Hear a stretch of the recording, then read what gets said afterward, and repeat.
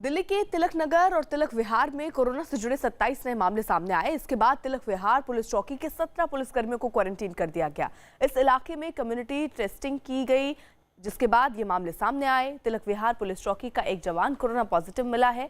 1 kilometre के इस दायरे में करीब 10,000 की आबादी रहती है और अब इन दोनों इलाकों को कंटेनमेंट जोन बनाया गया है, जिसके साथ ही हॉटस्पॉट की संख्या बढ़कर 78 हो गई है।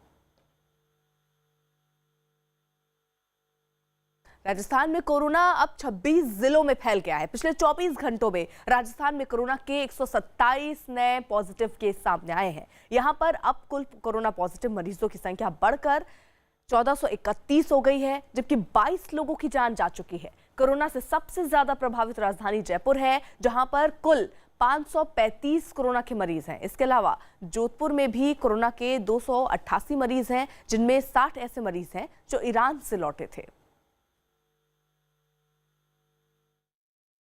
कोरोना वायरस की दवा भले ही अब तक न खोजी गई हो, लेकिन आयुर्वेद चिकित्सा से जुड़े लोगों के मुताबिक शरीर की इम्यूनिटी बढ़ाकर इस वायरस का मुकाबला किया जा सकता है। इसके लिए आयुष मंत्रालय पहले ही कुछ नुस्खे बता चुका है, जिनका इस्तेमाल न केवल आसान है बल्कि उसके लिए बाजार से कुछ खरीदने की जरूरत भी नहीं है। दिल्ली का अखिल भारतीय आयुर्वेद संस्थान भारत में आयुर्वेद का सबसे बड़ा सेंटर माना जाता है। यूं तो आयुर्वेदिक इलाज के लिए यहाँ मरीज बड़ी संख्या में पहुंचते हैं, लेकिन लॉकडाउन के कारण यहाँ भी भीड़ भाड़ नहीं है। ऐसे में संस्थान की कई टीमें इम्यूनिटी बढ़ाने के तरीकों पर काम कर रही हैं। आयुर्वेद में ऐसे कई सारे घरेलू नुस्खे हैं कि जिससे अपने आप को आप सुरक्षित बना सकते हैं।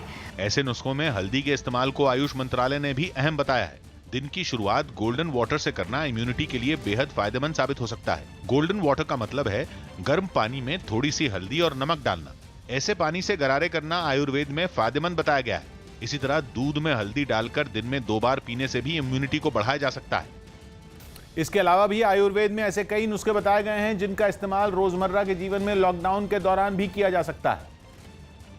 इनमें काढ़ा पीना सबसे अहम है। तुलसी के पत्ते, दालचीनी, काली मिर्च, सौंठ या अदरक और मुनक्के को पानी में डालकर उबालने से काढ़ा बनाया जा सकता है। काढ़े को दिन में चाय की तरह पिया जा सकता है। दालचीनी एंटीवायरल है, ये भी बुखार कम करती है। काली मिर्च से सर्दी खांसी जुकाम नहीं होता और काली मुनक्का से भी खांसी, ज़्यादातर जैसे कोरोना में सूखी खांसी आ रही है, तो सूखी खांसी में इससे ज़्यादा आराम मिलता है। संस्थान में रोजाना हवन भी किया जाता है। इस हवन का ताल्लुक भी वायरस से मुकाबले से ही है। आयुर्वेद में माना जाता है कि आम और नीम की लकड़ियां जलाने से निकलने वाला धुआं हवा को शुद्ध करता है। कोरोना से लड़ने की दवा तो हालांकि हम अभी नहीं ढूंढ पाए हैं, लेकिन कोरोना से लड़ने का सामना करने के लिए हम अपने शरीर को घर बैठे उतना मजबूत बना सकते हैं। आयुष मंत्रालय के बताए इन्हीं नुस्खों को इस्तेमाल में लाने की अपील प्रधानमंत्री नरेंद्र मोदी भी कर चुके हैं।